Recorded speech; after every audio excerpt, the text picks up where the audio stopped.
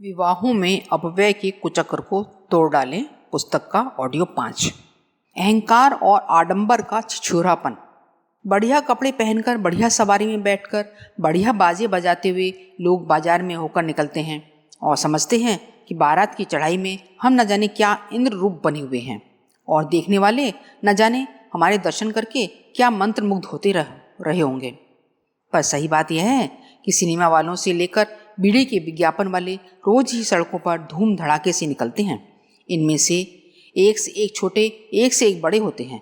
लोगों को इतनी फुर्सत कहाँ जो इन्हें गौर से देखें और इनकी निंदा या प्रशंसा में अपना समय खराब करें।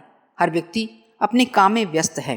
कौतूहल की दृष्टि से कोई किसी धूमधाम पर एक नज़र डाल ले तो बात दूसरी है, पर यदि किसी ने यह समझ रखा है कि हमारी सजावट, हमारी सवारी को देखकर लोग मंत्रमुग्ध हो रहे होंगे और प्रशंसा के पुल बांध रहे होंगे, तो यह कहना चाहिए कि ऐसे व्यक्ति को जन्म मनोवृत्ति का तनिक भी ज्ञान नहीं है। बड़पन प्राप्त करने, प्रशंसा लेने, सम्मानित होने या लोगों की आंखों में अपना महत्व बनाने की दृष्टि से यह तरीके बिल्कुल बचकाने और उपहासास्पद हैं, जिन्हें लोग आजकल विवाह शादियों के अवसर पर अपनाते हैं और मन ही मन झूठ मूठ प्रसन्न होकर अपने आप को धोखा देने की कोशिश करते हैं। यह बाल किरणाएं अब छोड़ ही देनी चाहिए, क्योंकि समय अब अधिक बुद्धिमत्ता का आता चला जा रहा है। अब लोग यथार्थवादी दृष्टिकोण अपनाना पसंद करते हैं। वस्तु स्थिति को समझने और उपयोगिता को ध्यान में रखने की चेष्टा की जाती है।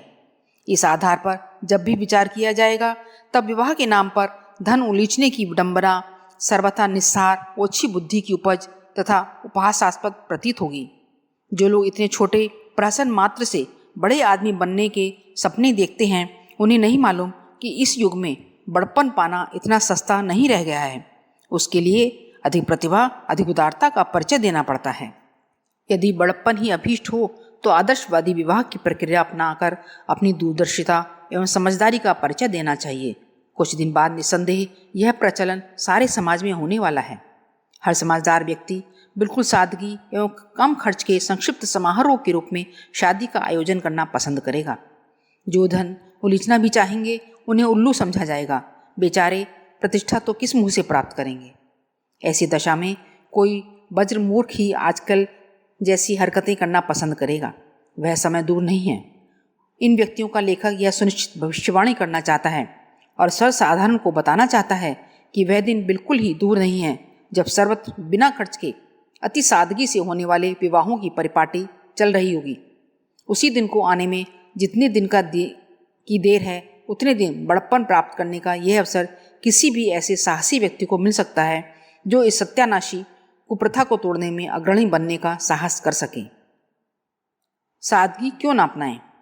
सादगी पूर्ण आदर्श विवाह रचाने में अपना पैसा बचता है, अपने रिश्तेदार का पैसा बचता है। दोनों पक्षों में असाधारण प्रेम भाव बना रहता है। वधुएं उदार लोगों के प्रति हार्दिक सम्मान का भाव रखती हैं। जो पैसा इस बर्बादी से बचा, उसका उपयोग बच्चों का भविष्य उज्जवल बनाने में हो सकना संभव होता और उससे सबसे बड़ा लाभ यह मिलता कि समाज सुधारक, विवेकशील, सहृदय एवं उदार श्रेष्ठ सत्पुरुष के रूप में अपना व्यक्तित्व जनसाधारण के सामने आता और इस सराहनीय साहस के लिए हर सुनने देखने वाले का मस्तक श्रद्धा से नत हो जाता है। जिस बड़प्पन को प्राप्त करने के लिए अपने और दूसरे घर में आग लगाई गई थी, उसे प्राप्त करने का इससे सस्ता, इससे सुंदर, इससे लाभदायक, इससे उत्तम नुस्खा और कोई हो ही नहीं सकता।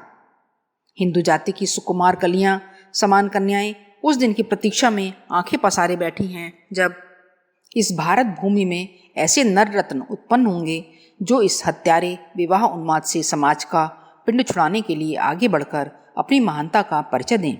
वस्तुतः लड़कियों के गले में फांसी के फंदे की तरह यह अनाचार नागपाश बनकर लिपटा हुआ है। उनकी सारी प्रगति, सारी सुख शांति इसी डाकिन ने रोक कर रख दी है। जो इस कुप्रथा की पूतना को मार सके, इस ताड़का को भगा सके, इस सुपर्णखा की नाक काट सके, वह निश्चित रूप से नर नारायण की तरह वंदनीय माना जाएगा। भारतीय कन्याओं की आत्माएं उसकी शत शत आशीर्वादों द्वारा पूजा करेंगी।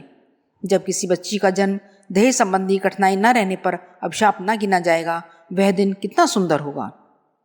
जब अभावकों को कन्या के विवाह के लिए धन जुटाने की चिंता से मुक्त होकर शांतिपूर्वक उनके शरीर और मन को समुन्नत करने में सारा ध्यान लगाने का अवसर मिलेगा, तब नए युग का सूत्रपात हुआ प्रत्यक्ष रूप से दिखाई देने लगेगा। हिंदू समाज के मुख पर से विवाह उन्माद की कलंक कालिमा धोने के लिए जो शूरवीर आगे बढ़ सकेंगे, उन्हें राष्ट्र की अंतरात्मा युग पुरुष कहकर ही पुकारेगी। सती प्रथा को बंद कराने वाले राजा राम मोहन राय संसार के महान पुरुषार्थियों एवं लोक सेवियों में अनंत काल तक स्मरण किए जाते रहेंगे। विवाह को कानूनी मान्यता दिलाने वाले ईश्वर चंद्र विद्यासागर भारत के सुधार आंदोलन में सदा स्मरणीय बने रहेंगे। पाखंड खंडन के लिए स्वामी दयानंद द्वारा किए गए सत प्रयत्नों को सदा सराहा जाएगा। बाल विवाह रोकने के लिए प्रयत्न करने वाले श्री हरिविलास शारदा का नाम उनके द्वारा सुनिश्चित शारदा एक्ट के साथ चिरस्मरणीय बना रहेगा। गांधी जी के हरिजन आंदोलन के लिए मानवता उनकी ऋणी रहेगी। भगवान बुद्ध द्वारा देवताओं के नाम पर किए जाने वाले नृशंस पशुवध को रोकने वाला अहिंसा अभियान जब तक पृथ्वी कायम है तब तक श्रद्धापूर्वक स्मरण रखा जाएगा। जन नेतृत्व कर सकने वाले शूरवीर, जिन्होंने जनसाधारण को नेक राह दिखाई, अनुपयुक्त मार्ग से विरत किया, उन्होंने बहती हुई धारा के समान साहसपूर्ण कार्य किया है। ऐसे साहसी, शूरवीर, विवेकशील और दूरदर्शी आत्माओं को युग पुरुष न कहा जाए तो क्या कहा जाएगा। जिन्होंने स्वयं कष्ट सहे, उन प्रवाह को मोड़ने वाले महामानवों को अपने समय की अंधी भीड़ों का विरोध भी सहना पड़ता है। वे उन्हें हानि पहुंचाने और अपमानित करने में भी नहीं चूकते। किसी किसी को तो प्राणों से भी हाथ धोना पड़ा है। ईसा मसीह, सुकरात गांधी, कैनेडी, दयानंद आदि कितने ही स्पष्ट वक्ता लोकनायकों ने अपना बलिदान देने में भी संकोच नहीं किया है। छोटे मोटे विरोध और कष्टों का तो हर सुधारक को सामना करना पड़ा है। सत्य और न्याय की रक्षा के लिए जो लोग साहसपूर्वक कदम उठाते हैं, उनकी उज्जवल कीर्ति चिरकाल तक अक्षय बनी रहती है। आज ऐसा ही अवसर है जब हम में से कोई भी इस प्रकार का श्रेय छोटा सा साहस प्रदर्शित करके प्राप्त कर सकता है। आत्महत्या करने वाले को हाथ पकड़कर रोक लेने वाले साहसी कहलाता है और प्रशंसा का पात्र बनता है। आज हमारा समाज विवाह उन्माद जैसी छुरी से अपना गला आप रेत कर आत्महत्या करने पर उतारू हो रहा है। उसका हाथ पकड़कर रोकने की साहसिक क्षमता जो लोग प्रदर्शित कर सकते हैं, वे लोक सेवकों की युग प्रवर्तकों को भी अग्रिम श्रेणी में गिने और स्मरण किए जा सकेंगे। ऐसा साहस प्रदर्शित करने के सुअवसर बार बार नहीं आते। स्वाधीनता संग्राम लड़ने में जिन लोगों ने साहस दिखाया, उन्होंने राष्ट्र के लिए आड़े समय में काम आने के आत्मसंतोष का लाभ उठाया। उनमें से कई तो उस त्याग का भौतिक लाभ भी उठा रहे हैं। अब वैसा अवसर दूसरों को नहीं मिल सकता। समय चला गया। अब स्वाधीनता संग्राम का सैनिक कहलाने का अवसर चला गया। इसके लिए कोई पश्चाताप करना चाहे तो भले ही करता रहे, पर जो श्रेय सत्याग्रही सेना के सैनिक प्राप्त कर चुके, वह दूसरों को नहीं मिल सकता। गीताकार के शब्दों में सुखिनः क्षत्रियः पार्थ लभन्ते युद्धम ईदृशम। कोई भाग्यवान शूरवीर ही ऐसा अवसर पाते हैं। जो समय चूक जाते हैं, उन्हें उस सौभाग्य से वंचित रहने के लिए आज जीवन पश्चाताप करना पड़ता है। अवसर न चूका जाए। अब ऐसा अवसर फिर आ पहुंचा। राजनीतिक स्वाधीनता संग्राम की तरह एक दूसरा सामाजिक स्वाधीनता संग्राम लड़े जाने का बिगुल बज गया है। विजय निश्चित रूप से विवेक रूपी अर्जुन की होनी है। कुरीतियों का घनघोर अंधकार जो काली घटाओं की तरह छाया हुआ है, अगले दिनों कौरवों की सेना की तरह विनष्ट होने वाला है। लोकमत इन मूर्ता भरी रूढ़ियों के प्रति अत्यंत क्षुब्ध है। हर एक को उनके द्वारा संत्रस्त होना पड़ रहा है। विक्षुब्ध लोकमत का तूफान उमड़ती हुई नदियों के किनारे पड़े हुए झाड़ झंखाड़ों की तरह इन अंध परंपराओं को भी बहा ले जाने वाला है। यह भवितव्यता सुनिश्चित है। प्रश्न केवल इतना भर है कि बंद फाटक के द्वार कौन खोले, अग्रणी बनकर अंधी भीड़ों का मार्गदर्शन कौन करे।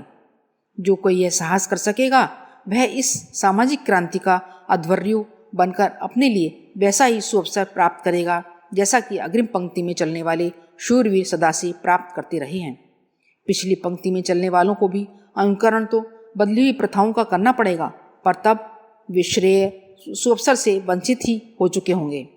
गीता के सौभाग्यवान क्षत्रियों में गिने जाने लायक सम्मान वे पिछलग्गू लोग कहाँ से प्राप्त कर सकेंगे।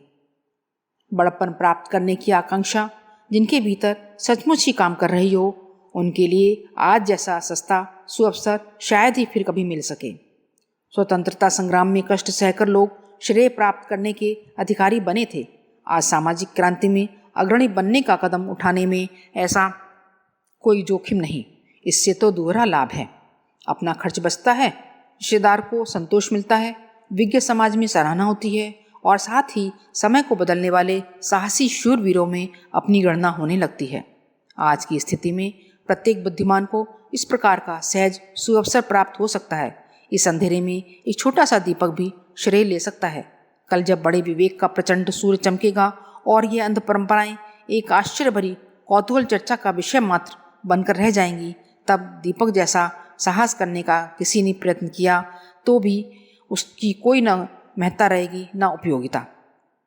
बड़प्पन बड़े कामों से मिलता है। बड़प्पन का सच्चा अर्थ जिसने समझा हो उसे उसकी प्राप्ति के लिए बड़े आदमियों जैसे कदम भी उठाने चाहिए।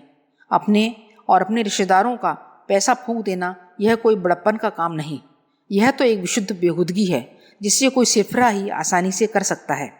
जो ऐसी हरकतें करते हुए बड़प्पन लूटने के फेर में पड़े हुए हैं, उन भरे लोगों की बुद्धि पर तरस ही खाया जा सकता है। इतना सस्ता बड़प्पन होता तो उसे अब तक हर कोई लूटकर भाग गया होता। बड़े आदमी बड़ी अकल रखते हैं, दूर की सोचते हैं और बड़े उद्देश्य के लिए बड़े कदम उठाते हैं। जिनमें ऐसा साहस ना हो उन्हें बड़े बनने की, बड़ाई लूटने का हविस भी छोड़ देना चाहिए। अच्छा हो वे इसके लिए अपने पैसे को व्यर्थ बर्बाद ना करें, क्योंकि उन्हें अभिष्ट बड़प्पन तो इस तरह मिलने वाला है नहीं। गाढ़ी कमाई का पैसा और हाथ से चला जाएगा। इस तरह वह दूसरे दोहरे घाटे में रहेंगे।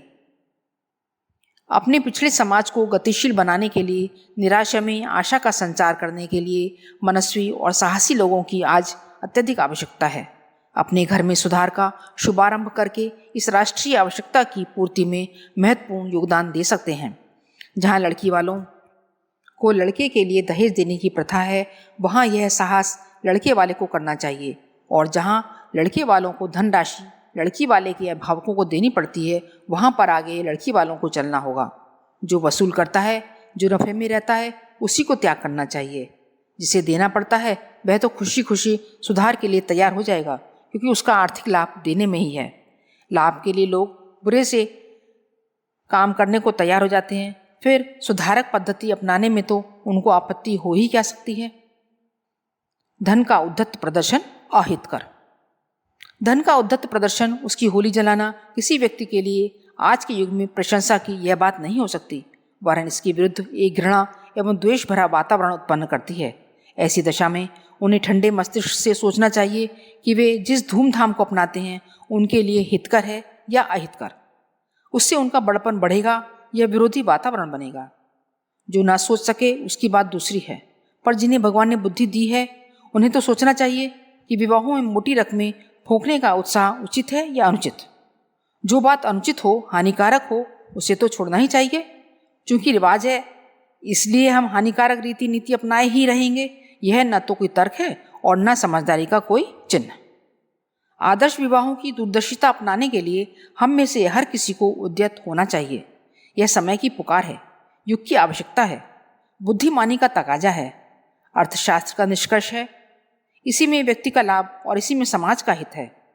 जो उचित है, उपयुक्त है, उसे अपनाने में अनावश्यक विलंब क्यों किया जाए।